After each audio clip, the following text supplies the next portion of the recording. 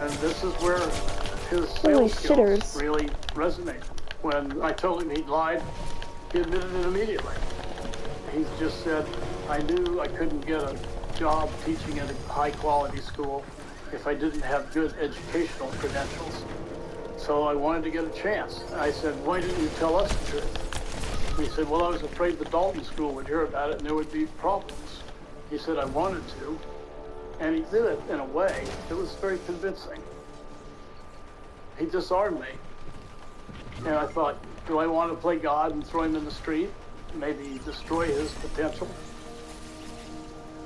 Today, I wish I had. He had done well enough that they made him a limited partner. But then, a few years after that, I heard he'd been fired for breaking some rules. I deeply regret giving Epstein a second chance. That was my tragedy. Where's my death? Where's my death? Where's my death spot?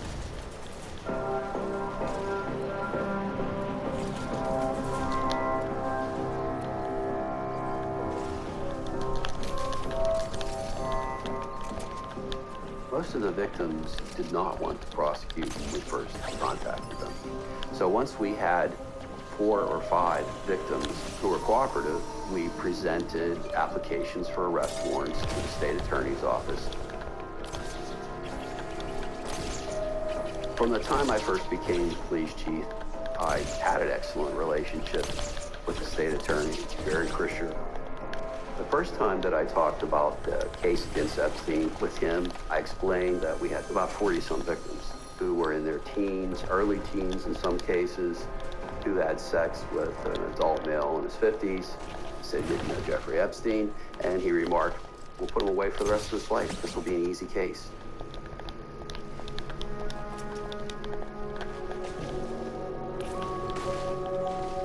Jeffrey Epstein, both through his money and his connections, was able to assemble an extraordinary dream team of at least 8 defense lawyers who were known throughout the country and throughout their industry as the absolute best. From Clinton impeachment lawyer Kenneth Starr, the top defense lawyers of South Florida, people like Roy Black, New Yorkers like Jay Lefkowitz and Gerald Lefcourt, to Harvard Law School professor Alan Dershowitz.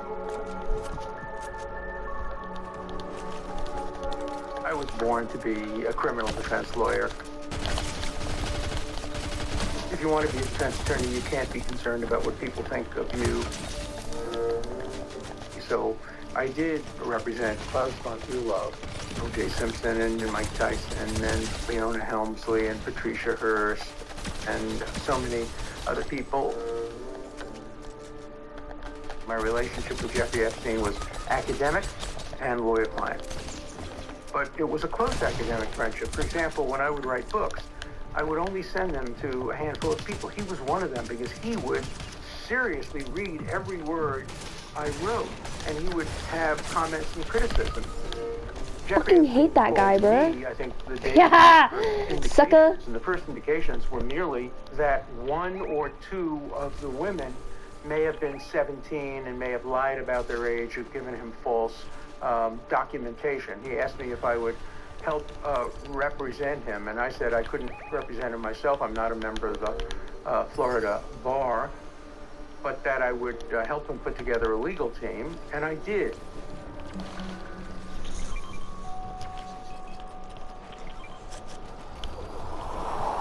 Detectives quickly learned that Epstein was onto them and that he was organizing a defense, and in fact, he was organizing an offense. Jeffrey Epstein's attorneys were looking into what the detectives were doing, who they were, what their pasts were, whether there were any peccadillos that would make them vulnerable to attack. There was surveillance of me for months, around the clock, surveillance of Detective Riccieri around the clock, picking up of his trash at his home and my trash. And the reason that it happened to the degree that it did is because Mr. Epstein had the resources to do that. In fact, we found private investigators going through the trash at the police station. So we stopped putting the reports in the computer and actually had them kept separately.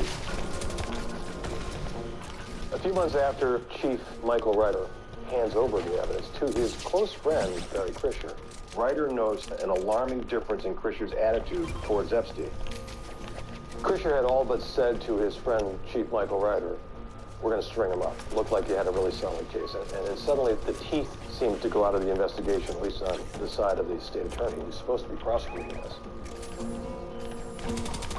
I had been speaking with Mr. Krischer along the way, and the state attorney's office started saying, look, these victims will not make good witnesses. Yes, these victims, most of them, received financial compensation for the sexual contact with Mr. Epstein, but no child can consent to have sex with an adult. But we were never able to really convince the prosecutors that that didn't matter.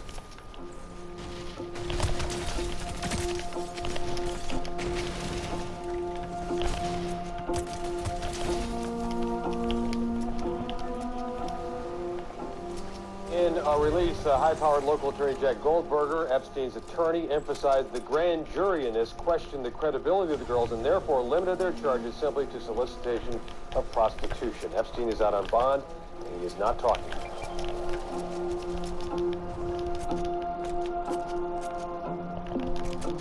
I've been a reporter at the Palm Beach Post for about 16 years. I think nobody knew anything until 2006, and then it just exploded. Epstein's attorneys went after the victims viciously.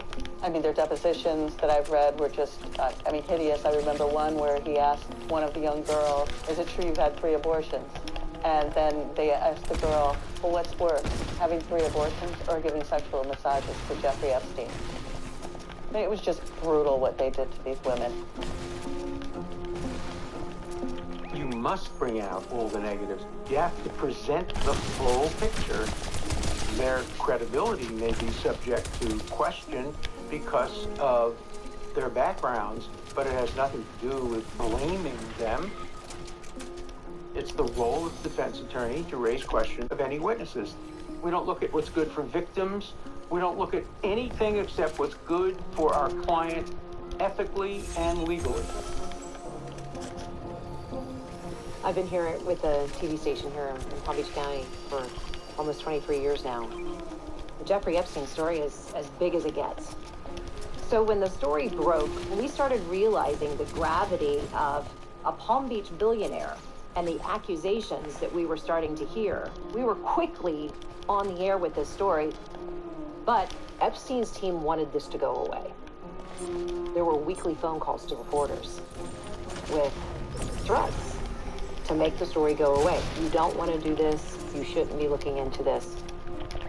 And it was mystifying to the Palm Beach Police Department because they had all this evidence. Palm Beach police think prostitution charges brought against billionaire socialite Jeffrey Epstein don't go far enough. Investigators think prosecutors should have gone after Epstein on charges of unlawful sex with a minor. So why didn't they? We were all extremely frustrated. Once we knew that the one charge was going to be the extent of the state's prosecution, I wrote the parents of all the victims and told them that I did not feel that justice was sufficiently served and that I was referring the case to the FBI. It's highly unusual for a police chief to sidestep the state attorney's office and go directly to the feds and ask and demand an investigation. I don't know that I have ever heard of that. And I think, that's one of the many, many, many odd things about this case.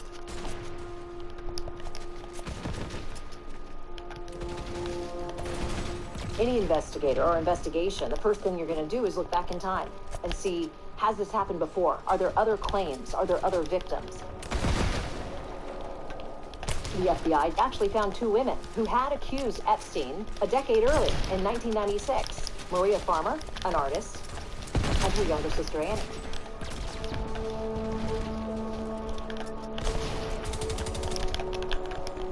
In 1996, following the assault by Jeffrey and Glenn, I came back to New York.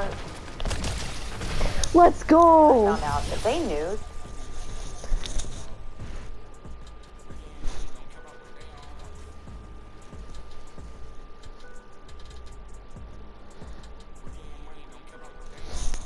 Let's freaking go.